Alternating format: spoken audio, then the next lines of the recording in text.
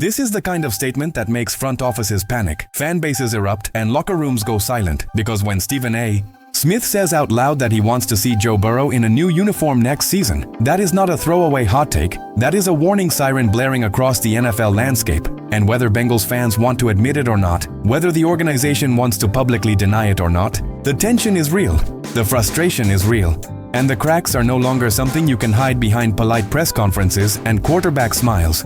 This is not about disrespecting Cincinnati. This is not about money. This is not about one bad season or one unlucky injury. This is about a generational quarterback slowly realizing that greatness does not wait forever, that elite windows close fast, and that loyalty without progress becomes a trap.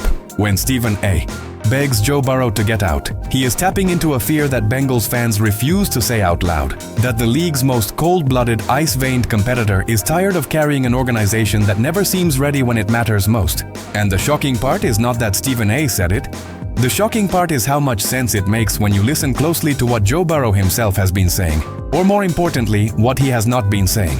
This is a quarterback who went from winning his entire life to absorbing hit after hit, season after season, while watching structural issues stay exactly the same. And when a player like that starts talking about change, about things needing to be different if he is still there, that is not casual commentary, that is leverage. That is frustration dressed up as professionalism. That is a superstar realizing that silence no longer protects him, and that reality is what makes this moment explosive. This is why the sports world is buzzing right now. Because this is not just a debate show argument, this is the early stage of something that could shake the league. The situation exploded after Joe Burrow was asked directly if there was any world where he would not be the Bengals quarterback next season. And while he said he could not see that, his broader answers told a more complicated story. A story of a player who thinks about a lot of things, who feels the weight of losing, who understands that losing wears on even the most financially secure superstar, because winning, not money, is the currency of competitors like him. The conversation quickly turned into whether Burrow should actually find his way out of Cincinnati, and Stephen A., along with others, peeled back the polite language and addressed what they believe is happening beneath the surface. This is why fans are arguing, analysts are clashing, and social media is on fire. Because this is not a clear-cut loyalty story. It is a complicated power struggle between a franchise quarterback and an organization with a long history of doing things its own way. If you enjoy deep, honest conversations about the NFL that don't sugarcoat reality, make sure you're subscribed to the channel and hit that like button, because this story is far from over, and you're going to want to stay locked in as it develops. What Stephen A. is really saying here, stripped of the theatrics, is that Joe Burrow's communication with the media is not accidental. This is not a quarterback rambling. This is a highly intelligent player choosing his words carefully, signaling dissatisfaction without lighting the match himself. The losing, the hits, the injuries, the constant uphill battle, all of it accumulates. And when Burrow says things need to change if he is going to be there, that is not an abstract thought experiment. That is pressure. That is a star quarterback reminding everyone that his prime is finite. Stephen A. interprets this as Burrow using the media as a tool, not to whine but to warn. To the Bengals, it is a message that this cannot continue as is.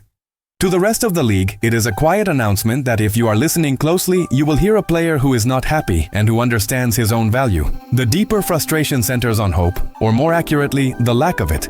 From Burrow's perspective, the issue is not just that the team is losing, it is that there is no clear, reliable pattern suggesting the problems will be fixed quickly. Drafting has not consistently produced early-round difference-makers outside of Jamar Chase. There have been useful pieces found later, but when you are a quarterback trying to win championships, nice pieces are not enough. You need impact players. You need a front office that repeatedly proves it can reload at a high level. And right now, that track record is shaky. When people point out that the Bengals paid their receivers, Stephen A. flips that argument on its head. That was the best chance to win, and it still was not enough. So if you are Burrow, where is the evidence that the next phase will be better?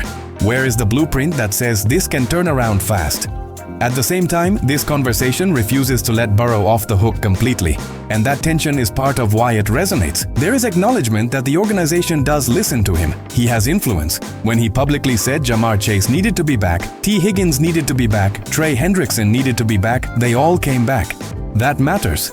That means Burrow is not powerless. That means he has access, cash, and a voice that can shape decisions. Stephen A. and others make it clear that if the Bengals do everything Burrow asks and it still fails, accountability does not disappear. Being the face of the franchise means sharing responsibility when the plan does not work. This is where the conversation becomes uncomfortable, because it is no longer just about whether Burrow should leave, but whether he should stay and fight from the inside. Some argue that forcing his way out would be unprecedented, that the backlash would be enormous, that the city would be furious, that the pressure would be unlike anything seen before. Stephen A.'s response to that is blunt and unapologetic. Joe Burrow should care less than a damn about how the city feels if the organization continues to fail him. The city tolerated ownership decisions for decades. The history is there. Carson Palmer was willing to retire rather than play under those conditions. This is not new. What is new is having a quarterback this good, this young, this accomplished already, feeling this level of exhaustion. The numbers from last season only pour gasoline on the fire. Nearly 5,000 yards, 70% completions, over 40 touchdowns, single-digit interceptions, and still no playoffs. That is not a quarterback problem, that is an organizational problem. And when Stephen A. asks when the scrutiny is finally going to land on management and coaching, it hits a nerve. Why is this team so often unprepared at the start of seasons? Why does it feel like urgency arrives late every year? Why does a roster with this level of talent constantly operate with such thin margins? These are not new questions, but they are louder now because the quarterback asking them is too good to ignore. Stephen A.'s analogy about workplace dynamics drives the point home in a way only he can. When you are the centerpiece, when everything flows through you, you have a responsibility to demand better, but you also have leverage to make it happen. Joe Burrow is not just another player, he is the Bengals' identity. If things are inept upstairs, he has the standing to challenge it, to force uncomfortable conversations, to demand competence.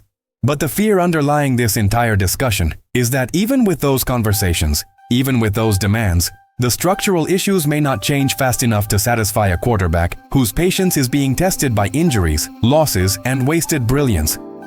This is why Stephen A.'s plea feels so dramatic and yet so grounded at the same time. It is not about disrespecting Cincinnati. It is about respecting Joe Burrow's greatness. It is about acknowledging that being one of the 5 best players in the league, arguably a top 3 quarterback, comes with expectations that go beyond optimism and promises.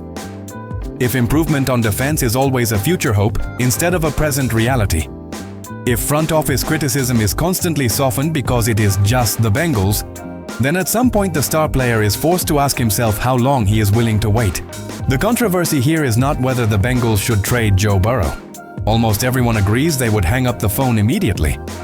The controversy is whether Joe Burrow, privately, is beginning to calculate what matters more to him, loyalty or legacy. Stephen A. is daring to say out loud what many are only whispering, that if getting back to the Super Bowl truly matters, if maximizing his prime truly matters, then patience without visible progress becomes harder to justify every single year. This is not a threat. It is not a demand. It is a reality check. And that is why this conversation refuses to die down. Because it sits at the intersection of talent, power, frustration, and time. Because it forces fans to confront uncomfortable truths about their organization. Because it reminds the league that elite quarterbacks are no longer willing to quietly endure dysfunction forever. Stephen A. is not predicting a trade tomorrow. He is not declaring an inevitable divorce. He is holding up a mirror and asking whether the Bengals are willing to change fast enough to keep one of the greatest quarterbacks they have ever had fully bought in. The answer to that question will define not just Joe Burrow's future, but the Bengals' relevance in the NFL for the next decade.